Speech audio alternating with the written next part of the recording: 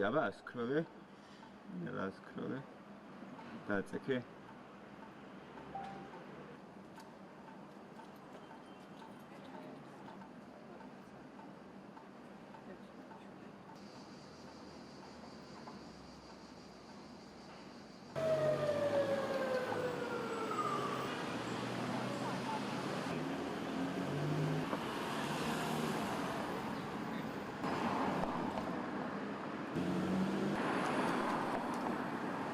ჩვენი მოქალაქეების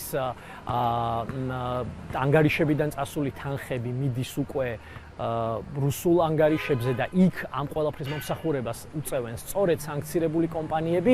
ფაქტიურად გამოდის, რომ ირიბად ისინი მონაწილეობენ ამ ყველაფერში და ეს მათი მონაწილეობა ძალიან მნიშვნელოვანია ამ ნაწილში. სწორედ ამიტომ ველოდებით სავარაუდოდ აღნიშნული კომპანიების გარკვეულწილად უკვე სანქცირებასაც.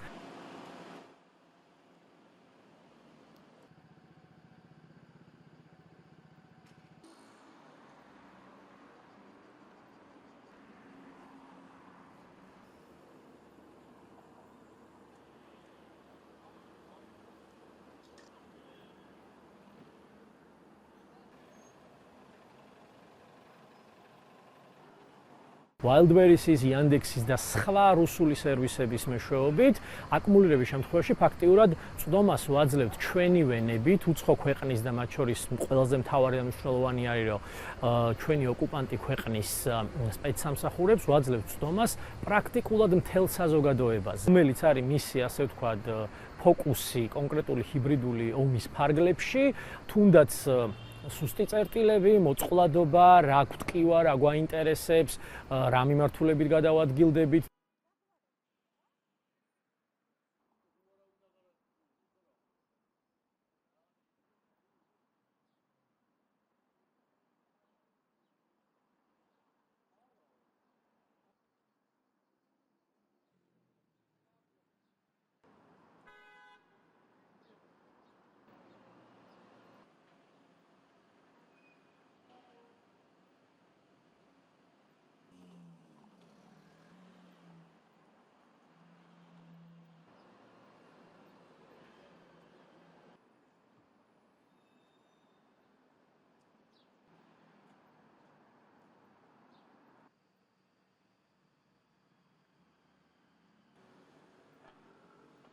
სადაც გინდა გქონდეთ მასზე წვდომა, ვისაც აქვს სამართავად, ეს არის მთავარი.